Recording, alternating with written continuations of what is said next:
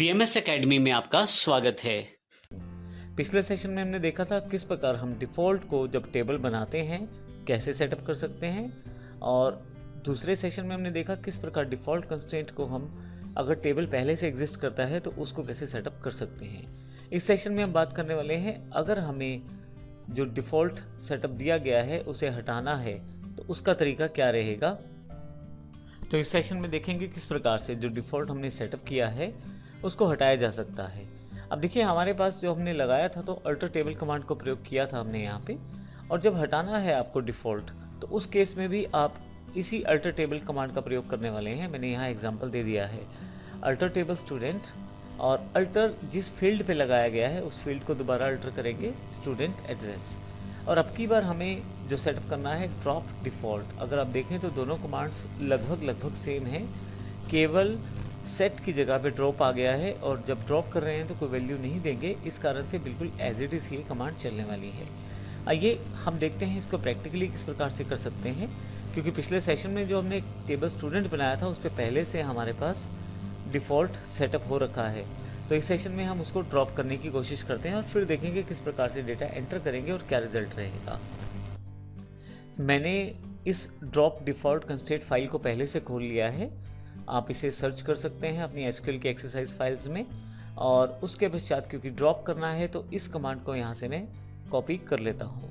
नीचे की तरफ कुछ रिकॉर्ड्स एंटर करने के लिए दिए गए हैं, लेकिन पहले हम ड्रॉप करेंगे डिफ़ॉल्ट को, उसके पश्चात देखेंगे इन रिकॉर्ड्स को एंटर करने पे क्या रिजल्ट रहता है। तो आइए देखते हैं।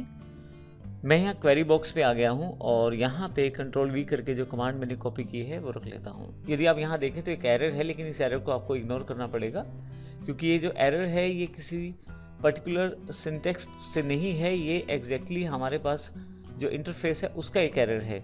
अभी मैं इसे यहाँ से गो कर देता हूँ तो आप देखेंगे सक्सेसफुली हमारे पास ये क्वेरी जो है एग्जीक्यूट हो गई है। अगर इस क्वेरी की बात करें तो हमने स्टूडेंट टेबल को अल्टर किया है और फिर उसके पश्चात हमने अल्टर किया है उस पर्टिकुलर फील्ड को जिस पे हमने डिफ़ॉल्ट कंस्ट्रेंट को लगाया था, और जो डिफ़ॉल्ट है उसे हमने ड्रॉप कर दिया है।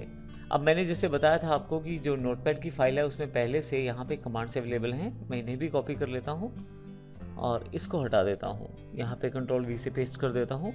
यदि आप यहाँ ध्यान दें तो कुछ डमी वैल्यूज़ डालने की कोशिश की है मैंने, जिसमें ID 5 6 7 है और कुछ रिकॉर्ड है दोबारा, और दोनों सेक्शन जो ऊपर के दोनों रिकॉर्ड हैं उसमें डिफ़ॉल्ट वैल्यू नहीं दी गई है, और ऊपर के जो दोनों सेक्शन है उसमें स्टूडेंट एड्रेस के लिए कोई भी वैल्यू नहीं दी गई है, और हमने वहाँ से अपने टेबल से डिफ़ॉल्ट कंस्ट्रेंट को भी ड्रॉप कर दिया है। आइए गो करके देखते हैं क्या रिजल्ट आएगा। यहाँ पे क्वेरी एग्जीक्यूट हो गई है। मैं स्टूडेंट टेबल को नए टैब में फिर से खोल लेता हूँ।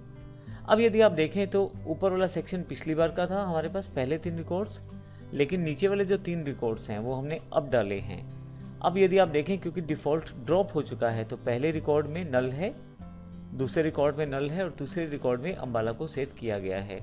और अगर मैं आपको यहाँ दिखाऊं तो आप देखेंगे कि यहाँ पे कोई भी रेफरेंस या रिकॉर्ड नहीं है स्टूडेंट एड्रेस के लिए, इस कारण से माइस्क्यूएल ने इसमें नल स्टोर कर दिया है।